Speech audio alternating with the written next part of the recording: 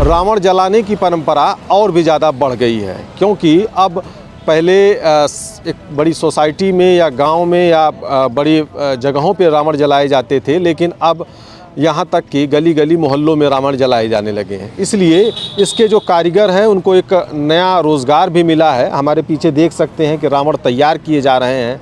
ये बड़े रावण हैं, कुछ 20 फीट के रावण है, और ये रावण ऐसा है कि 12 से 15 फीट का है।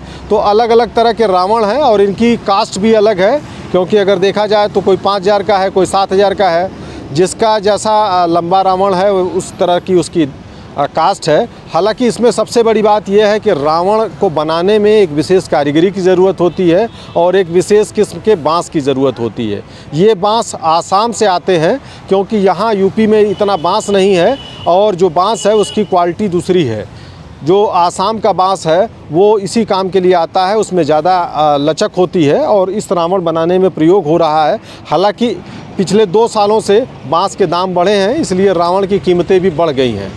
ये बताइए कि ये जो इसमें रावण में बांस यूज होता है, क्या बांस इधर नहीं मिलता? वो इधर मिला था, लेकिन इधर टेढ़ा बेढ़ा रहा था, सीधा नहीं होता। आसाम वाला बांस सीधा होता। तो इसके लिए भी क्या कुछ अलग तरह के बांस की ज़रूरत होती है? हाँ, 2 क्वालिटी बांस है। एक है बुलेट और एक है देसी, आसाम से आवत है, वो देसिन है, मोटे दल वाला। तो इमा लागत है तो मोटे दल वाला लागत है। तो उसकी क्या खासियत है? बीच में पोपला होता है? नहीं, पोपला तो सब होता है, लेकिन वो मोड़े मातरी काम करत है, बढ़िया गोलाई करे।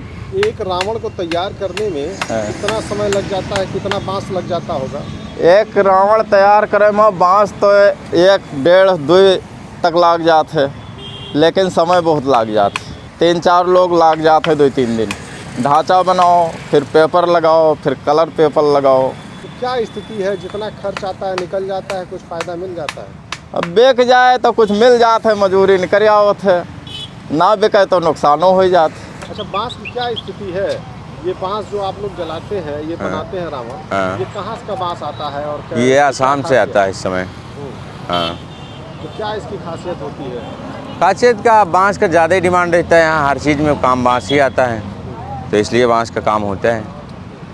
अच्छा, इधर यूपी में कहीं नहीं बांस मिलता है? नहीं मिलता है, लेकिन अब उतना नहीं है यहाँ, देहात में बहुत कम है जिसके पास वो कोई बेचता है, कोई नहीं। बांस पहले तो यहीं से आता था। अच्छा, रावण जलाने के बाद में फिर भी बांस का काम करते हैं आप लोग? हाँ, ये परमानेंट होता है बांस का काम। क्या क्या और बांस का बनाते हैं? सीढ़ी, चहली, टट्टर, बांस और यानी गोल बंगला उंगला, झोपड़ी उपड़ी सब, यानी सारी चीज़ें बांस के बनती हैं।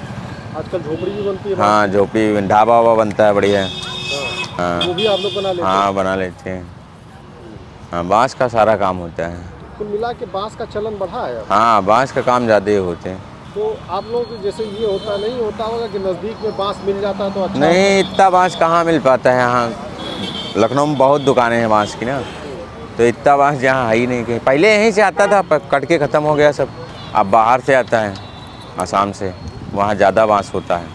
कुछ लोग रावण का ढांचा भी ले जाते हैं, फिर वो घर पे ले आके उसे सजाते हैं, तो वो ढांचा उनको सस्ता पड़ता है। और ये जो कारीगर हैं इस उम्मीद के साथ ये रावण बनाते हैं कि विजयदशमी तक उनकी अच्छे पुतले बिक जाएं और जिससे उनकी आय बढ़े। पिछले साल काफ़ी ज़्यादा बारिश हो गई थी, जिससे इन्हें नुकसान भी उठाना पड़ा था। तो कुल मिला के ये है कि रावण का चलन बढ़ रहा है, तो बांस की मांग बढ़ रही है और कारीगरों को भी एक रोज़गार मिल रहा है। धर्मेंद्र सिंह, किसान तक, लखनऊ। अगर ये वीडियो आपको पसंद आया है तो इसे लाइक ज़रूर करें। अगर चैनल अभी तक सब्सक्राइब नहीं किया है तो कर लें और नोटिफिकेशन पाने के लिए बेल आइकन भी दबा दें।